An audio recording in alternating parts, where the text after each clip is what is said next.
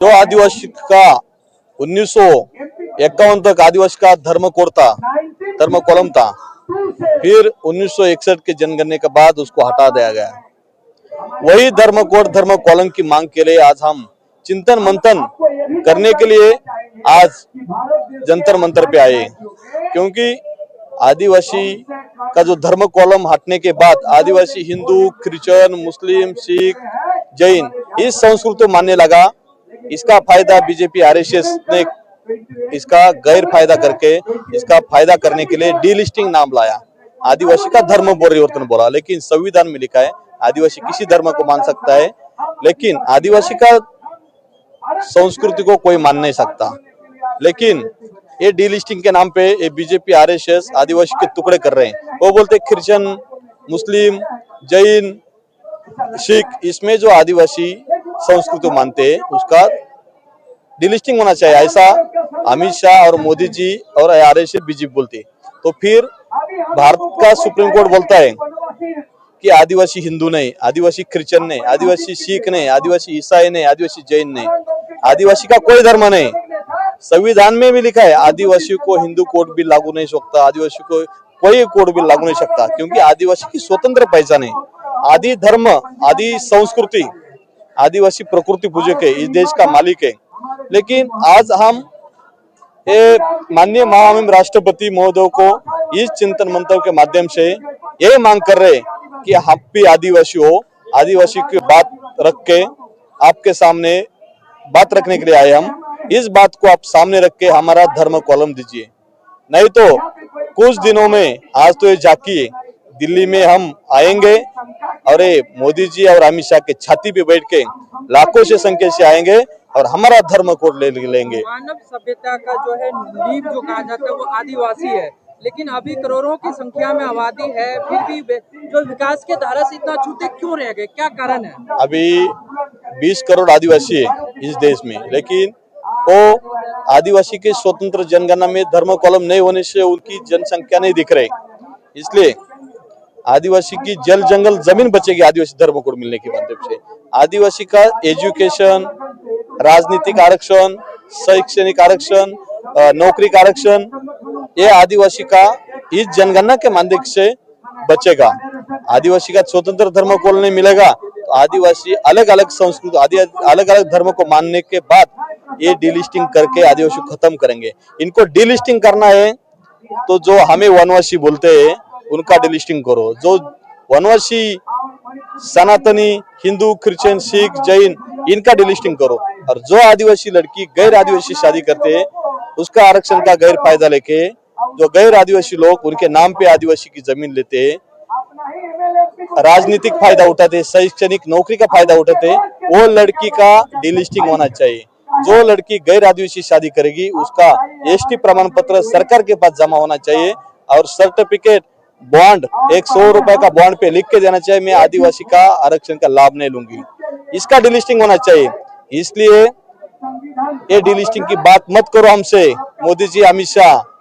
Delisting करना है तो वनवासियों का करो, सनातनी का, हिंदू का, क्रिश्चियन सबका करो, और गैर आदिवासी शादी करने वालों को करो, और हमारा धर्म कोड मिलेगा तो आपके ऊपर राजनीति के लिए डीलिस्टिंग का मुद्दा नहीं लेगा।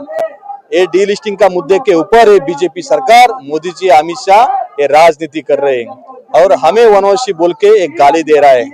इसलिए महामहिम राष्ट्रपति आदरणीय द्रौपदी मुर्मू मैडम ने बैतूल मध्य प्रदेश में जो हमें वनवासी बोला अमित शाह, उसके मुंह पे तमाचा मारा कि हम वनवासी नहीं, हम आदिवासी है, इस देश के मालिक है, प्रकृति पूजक है।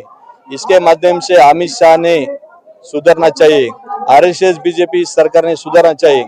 आदिवासी आदिवासी है, वनवासी नहीं। ये महामहिम बोलती है, माननीय सुप्रीम कोर्ट बोलता है। आप कौन है? आप तो बाहर से आए हुए लोग हैं, इस देश का मालिक है। जब भगवान भी इस देश धरती पे पैदा नहीं होता, उससे पहले आदिवासी इस धरती पे आया है और इस धरती का मालिक है। और हमारा धर्म कोड मिलने से हमारा जल जंगल बचेगा, हमारी संस्कृति बचेगी, हमारी पहचान बचेगी। आदिवासी की जनगणना में कितनी संख्या है ये समझेगी, उसके ऊपर हमारा आरक्षण तय हो जाएगा।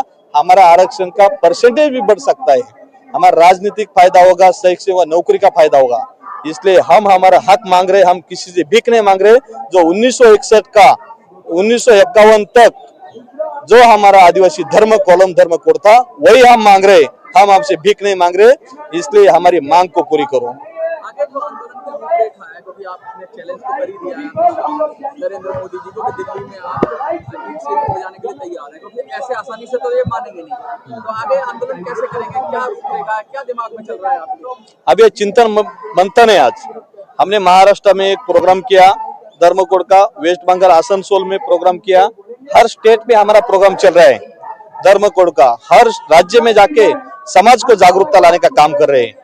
इस चिंतन मंथन के माध्यम से एक ही संदेश दे रहा हूँ, ये तो झांकिए अमित शाह जी, मोदी जी, ये तो झांकिए, कुछ ही दिनों में दिल्ली में लाखों से करोड़ों से आदिवासी आएंगे अपना आदिवासी धर्म कोड लेने के लिए, आपके छाती पे बैठेंगे और हम हमारा हक लेके लेंगे।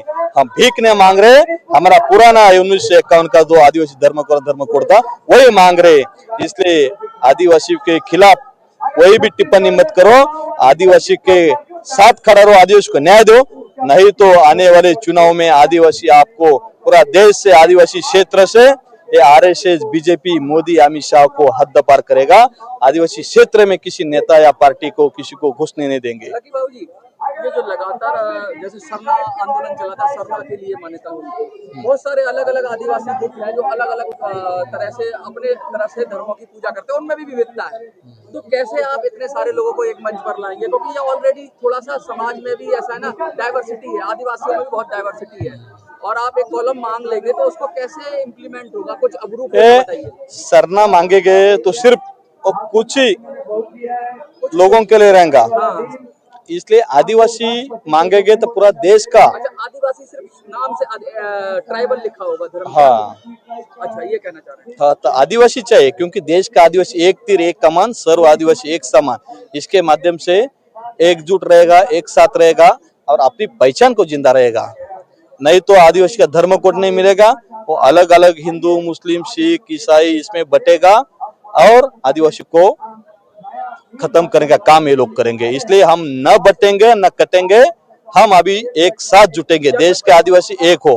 क्या कोई कमेटी भी बना रहे हैं जिसमें जो अलग अलग, जैसे मैंने ऐसे जंतर मंतर में बहुत सारे प्रोटेस्ट होते हैं, तो अलग अलग तरह से कोई सरना के लिए आ रहा है, कोई आदिवासी के लिए आ रहा है, आदिवासी धर्म के लिए आ रहा है, ऐसे लोग हैं और स्वतंत्र आवाज है और ठीक सारे हैं। तो क्या आपने कुछ ऐसा भी बनाया है कि उन लोगों से बात करके एक सुर में सब एक साथ बोलेंगे तो ज्यादा मजबूती होगा? कुछ ऐसा बनाया है प्लान? अभी झारखंड के लोग आए जो पहले सरना की मांग कर रहे थे, अभी उनको भी मालूम हो गया सरना की मांग करेंगे तो कुछ ही एक ही स्टेट में होगा, इसलिए पूरा देश का आदिवासी के लिए क्या वो सहमत हो गए? वो सब सहमत हो गए।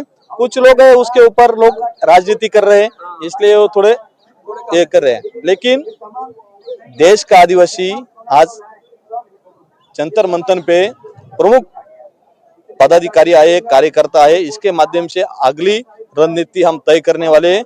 दिल्ली में लाखों से करोड़ों से आदिवासी आएंगे, अपना धर्म कोड की मांग करेंगे। और माननीय मोहन भागवत जी बोलते सरना सनातन एक है, लेकिन उनको भी बोलता हूँ सरना सनातन एक नहीं हो सकता, क्योंकि सरना में आदिवासी का स्थल है, वो आदिवासी का पूजा करते सरना का, वो धर्म नहीं, सरना स्थल है झारखंड में, रांची में। इसलिए अब सनातन हिंदुओं का है, इसलिए सरना सनातन एक नहीं मोहन भागवत जी। और फिर से ऐसी बात मत कहो जैसा अमित शाह हमें वनवासी बोला था, उसके ऊपर राष्ट्रपति मनोज ने गाल पे तमाचा मारा, वैसा आपको भी आदिवासी लोग आपके खिलाफ जाएंगे, बात करेंगे। आज ज्ञापन दिया है आपने, क्या किस किस को ज्ञापन दिया और क्या मुख्य मांग रही है आज? आज हमारा एक ही मुद्दा है कि जो 1951 तक आदिवासी का स्वतंत्र धर्म कोलम था, वही 2027 की जनगणना में आदिवासी का स्वतंत्र धर्म कोलम, स्वतंत्र कॉलम मिलना चाहिए, यही मांगे आज हमारी। आपका नाम और अपना पद बता दीजिए। मैं लक्की भाऊ जाधव, राष्ट्रीय युवा अध्यक्ष, अखिल भारतीय आदिवासी विकास परिषद।